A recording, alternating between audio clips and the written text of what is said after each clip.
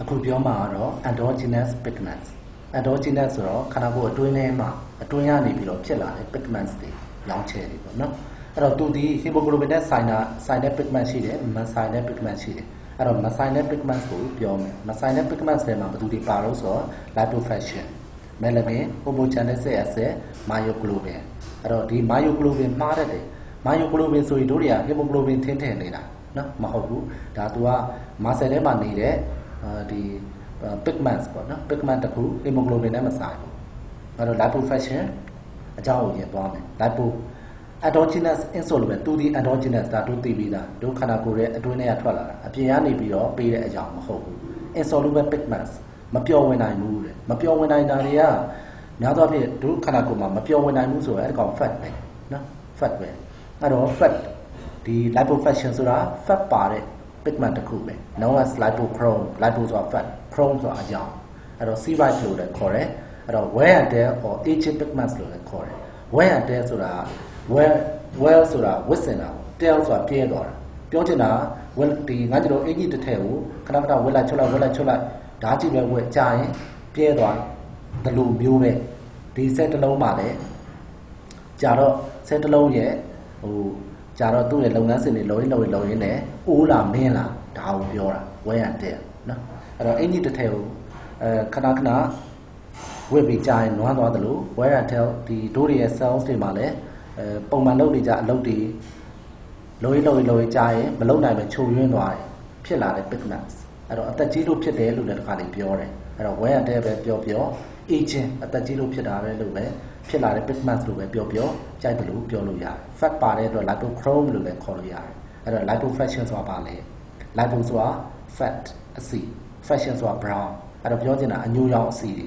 နော်အဆီညိုတွေ in tissue section နဲ့ tissue section ဆိုတာတို့ကလှိဖြတ်ပြီးတော့ကြည့်တာနော်အဲ့တော့လှိဖြတ်ပြီးတော့အသားတုံးအဲ့ဒီကောင်လှိဖြတ်လိုက်မယ်လှိဖြတ်လိုက်ပြီးရင်တို့တွေစိုးနေကြစိုးစီးပေါ့ HND stain လို့ခေါ်တယ် hepatocellular နဲ့ eosin HND stain နဲ့စိုးလိုက်ရင်ဒီစိုးပြီးတော့ microscope မှာကြည့်လိုက်ရင်တို့တွေခုပြောတဲ့ lipofuscin ဒီအညိုရောင်အဆီတွေလည်းတွေ့ရမယ်အဲ့တော့ဘယ်ထဲမှာဘယ်နေရာတွေ့တတ်တုံးဆိုတော့ intracytoplasmic perinuclear pigment အဲ့တော့သူ့အတွေ့များတဲ့နေရာပေါ့ cytoplasm ထဲမှာတွေ့မယ်nucleus ရဲ့ဘေးနားလေးမှာတို့တွေဝိုင်းနေတယ် peri ဆိုတာဝိုင်းတာနော် intra ဆိုတာအတွင်း cytoplasmic အတွင်း nucleus ဘေးမှာအဲ့တော့ occurs in cell having slow regressive change and old age အဲ့တော့တို့ပြောခဲ့ပြီးဘလို့ cell တွေမှာ lipofuscin တွေစုလာတတ်တုံးဆိုတော့အိုးလာမင်းလာကြာတော့သူ့အလုပ်ကိုမလုပ်နိုင်နဲ့နှိကွေးလာအဲ့တော့နှိကွေးလာတော့အိုမင်းလာတော့ cell တွေမှာဘာဖြစ်တတ်တုံးဆိုရင် O2 minor radical တွေများလာတတ်တယ် free radical တွေပေါ့တို့တွေရဲ့ cells တွေကပြုံမြင့်နုနယ်တယ်ဆိုရင် O2 minor radical တွေကိုဖြတ်စည်းနိုင်ဆိုတာမြန်တယ် O2 minor ကတို့အတွက်အနေနဲ့ပြီးတယ်တို့ cell တွေကိုပေးစေတယ်နော်အဲ့တော့ဒီ O2 minor တွေကို cell ကအသက်ကြီးလာတော့ဖယ်ရှားနိုင်ဆိုတာနှီးလာတော့ဒီ O2 minor တွေဘာလုပ်တတ်တယ်ဆိုတော့ cell membrane ကိုတွားပြီးတော့ဒုက္ခပေးတတ်တယ် cell membrane ဆိုတာဒီကတို့သိတဲ့အတိုင်း phospholipid နဲ့လောက်ထားတာအဲ့တော့ O2 minor radicals တွေကို cell ကမဖယ်ရှားနိုင်ဘူးဆိုရင်အဲ့ဒီ O2 minor radical တွေက cell membrane မှာရှိတဲ့ phospholipid ကိုတွားဖြုတ်တယ်တွားပြီးတော့ဖြုတ်ထည့်လိုက်တာ O2 minor radicals တွေကဟိုလိုစာနဲ့ပေနဲ့ပြောရမယ်ဆိုရင် O2 minor radicals တွေက electron တွေကိုလှမ်းပြီးယူလိုက်တာနော်အဲ့တော့ electron တွေကဘယ်နေရာမှာများတော့ဆို phospholipid ထဲမှာ electron ရှိတယ်အဲ့တော့သူကအဲ့ဒီ electron ကိုလှမ်းဆွဲပြီးဖြုတ်တာဒါ O2 minor radical ရဲ့စာနဲ့ပေနဲ့ပြောရင်တော့ electron လှမ်းပြီးယူတဲ့သဘော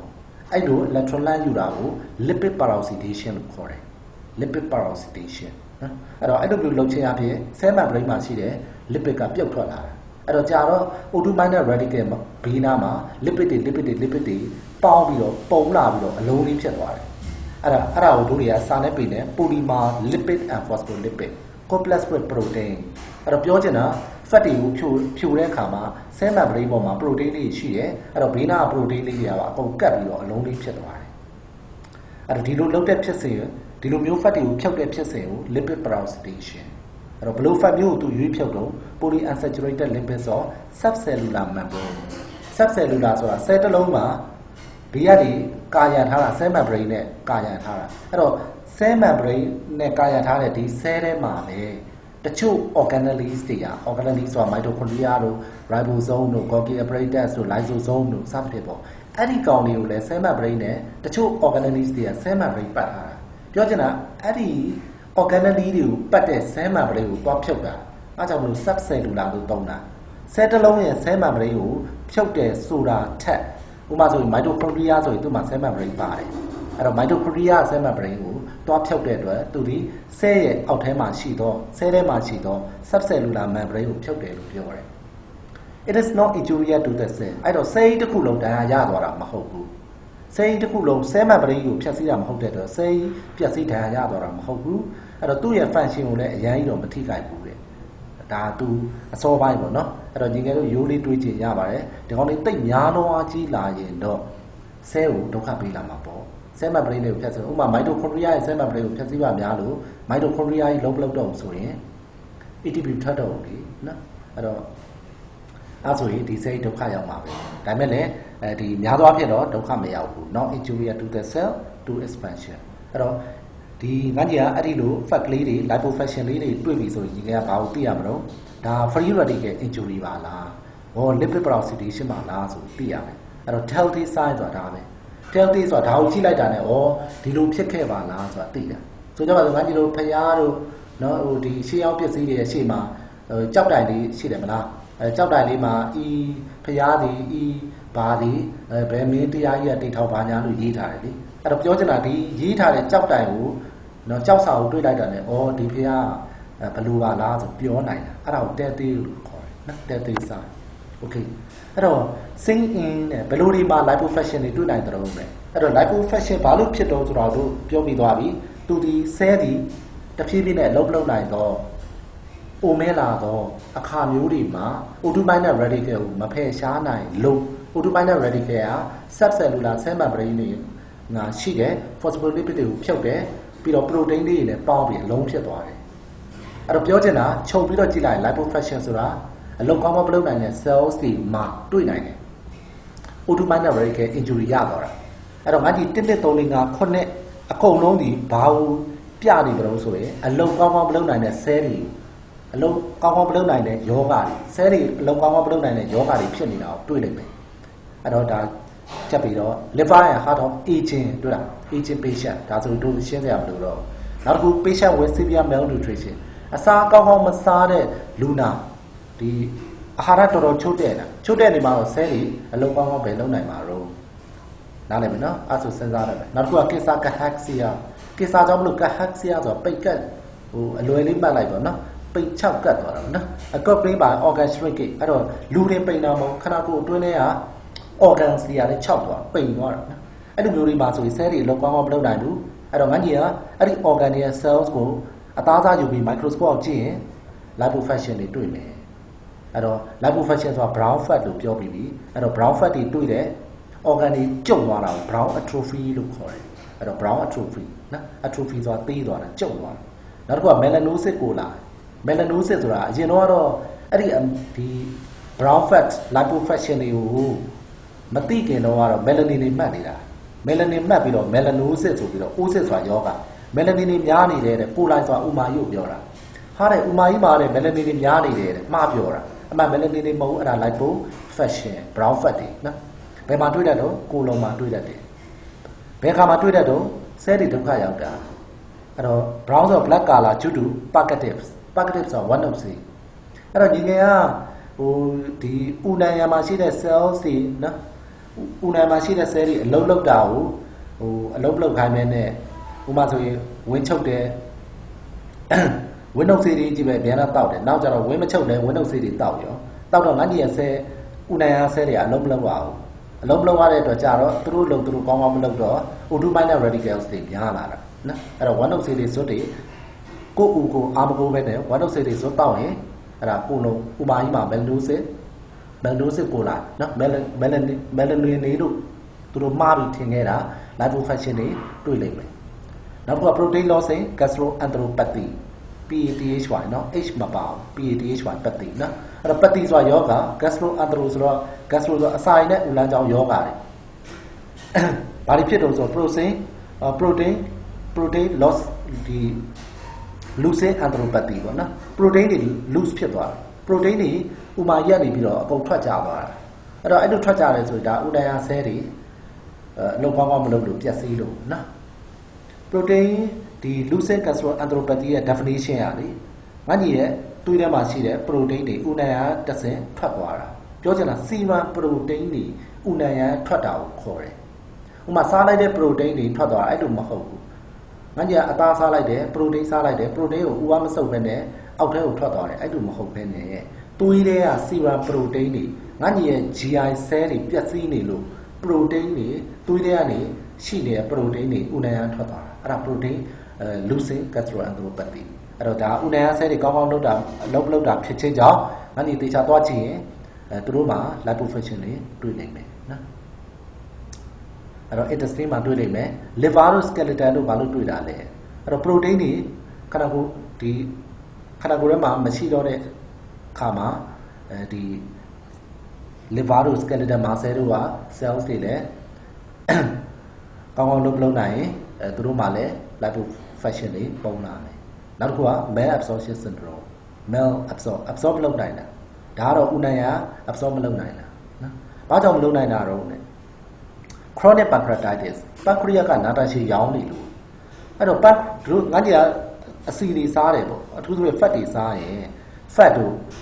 တချို့ vitamin တွေ ADEK ပေါ့ A ရယ် vitamin A D E K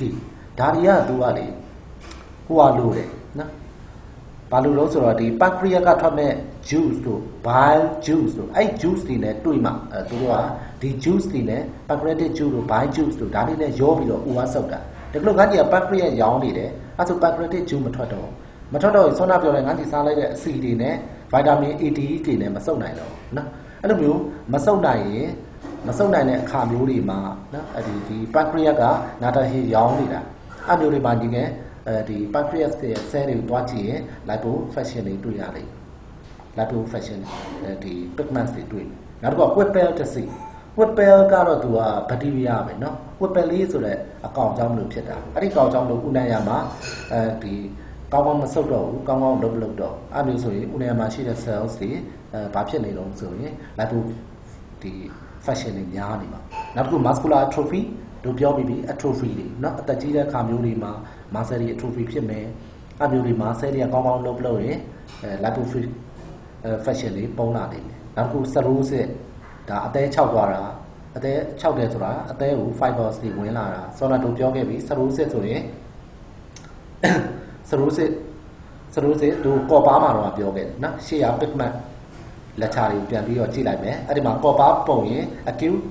hepatitis chronic hepatitis နောက်ကျတော့ stellate cell က fibers တွေထုတ်ပြီးတော့ cirrhosis အဲ့ဒါမျိုးတွေမှာဆိုရင်လည်း liver cell ကအလုံးကောင်းကောင်းမလုပ်တော့ရင် lipofuscin တွေပုံလာနိုင်တယ်အဲ့တော့ဒါတို့တွေကပုံလေးတွေပြထားတာပါနော်သူ့ရဲ့ definition မှာက lipofuscin တွေဒီဘယ်နာပေါက်တက်ဆို perinuclear nuclear ဘေးတွေမှာပေါက်တက်တယ်နော် nuclear ဘေးတွေမှာဒီမှာဆိုရင် nucleus တွေရဲ့ဘေးမှာနော်ပုံနေတယ်အဲ့တော့ဒါ heart muscle လေးတွေကိုပြတာ heart muscle ရဲ့ nucleus တွေရဲ့ဘေးမှာဒီမှာ lipofuscin လေးတွေပုံနေတယ်ဒါတော့ muscle လေးတွေကိုပြထားပြီးတော့ဒီမှာ lipofuscin လေးတွေနော် lipofuscin pigments လေးတွေအဲ့တော့ lipofuscin ဒီ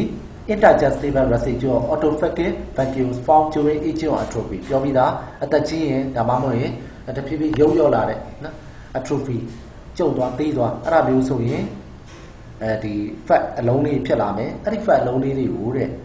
interdigestible တဲ့ခြေလို့မရဘူးတဲ့ငါကြီး cell ထဲမှာဆို lysosome ရှိမယ် lysosome နဲ့ lysozyme တွေကထွက်လာပြီးတော့ခြေရတာပေါ့နော်ဒါပေမဲ့လည်းခြေလို့မရဘူးတဲ့နော်သူကအဲ့လိုပြောပြအဲ့တော့ငယ်ငယ်သူ့ကိုမြင်ချင်းရင်အထူးဆိုးသေးဆိုးလို့ရတယ်အာယုံမှာတော့လည်းမြင်ချင်း purplish blue stain ဆိုးခဲ့တယ်လို့ပဲဒါအထူးဆိုးသေးပေါ့နော်အဲ့တော့ငါကြီးအဆီလေးကိုမြင်ချင်း soda fat stain ဆိုးရနော်ပုံမှန်ဆိုရင်ငယ်ငယ်ဆိုးနေကြ HND stain ပေါ့နော်အဲ့တော့ငယ်ငယ်သိထားမှာရိုးရိုး hematoxylate eosin ဆိုးသေးဆိုးရင်တို့တွေကလှုပ်ဆောင်ချက်တွေဒီအခုလိုမျိုးပြထားတဲ့ microscope မှာကြည့်တယ်ဟောဒီ slide လေးပေါ့နော်ဒီ slide လေးဖြစ်လာဖို့အတွက်ရှေ့မှာအစင်းစင်းလောက်ရတယ်ဘာတွေလောက်အောင်ဆို alcohol စိန်ရတာတို့နော်ဇိုင်လင်းတွေစိန်ရတာတို့ဒါဓာတုပစ္စည်းတွေစိန်ရတာကိုပြောတာနော်ပြီးရင်နောက်တစ်ခုဖျောင်းတွေစိန်ရတာတို့အဲ့တော့ဒီလိုမျိုးတွေလုပ်တဲ့အချိန်မှာဒီကဟောဒီထက်က lipofuscin ကသူက fat ကို အဲ့တော့ဒီကအဲ့လိုမျိုး processing ဆောနာပြောသူ alcohol တွေ xylene တွေဒီဖျောင်းတွေစိတ်လိုက်တဲ့အခါမှာဘာဖြစ်တတ်တော့ဆိုတော့ fat တွေကပါသွားတတ်တယ်ပျက်စီးသွားတတ်တယ်အဲ့တော့ပြောချင်တာ fat ကိုငါကြီး HND state မှာဆိုရင်မြင်ရမှာမဟုတ်ဘူး HND စိုးနေကြစိုးသေးမှလို့မမြင်ရဘူးအဲ့တော့ဒီကဆူဒန် fat ဆိုရဲ special စိုးလေးကိုစိုးမှာတကယ်လို့ဒီကနေ့မှာ lipofuscin ရှိတယ်ဆိုရင် positive ပေးလိုက်မယ် progressive polymerization polymer ဆိုတာ fat တွေတစ်လုံးနှလုံးသုံးလုံးလေးကအများကြီးဖြစ်လာနော်တိတ်များတော့ကြီးလာတဲ့အခါမျိုးတွေမှာလည်းတဲ့တခါလေဖြစ်ကောင်းဖြစ်တတ်တာ negative ဖြစ်သွားတာမျိုးတွေဖြစ်တတ်တယ်နော်ဒါကတော့တွေးရှိချက်ကိုရေးထားတာပေါ့နော်အဲ့တော့ lipofuscin ဘယ်လိုရောင်လေးလဲဆိုတာပြထားတာပါနော်ဒါ brown နော်ဒါဒီဘက်က heart muscle ဒီဘက်က cardiac muscle cell တွေ perinuclear nuclear ဘေးလေးမှာပုံနေတယ်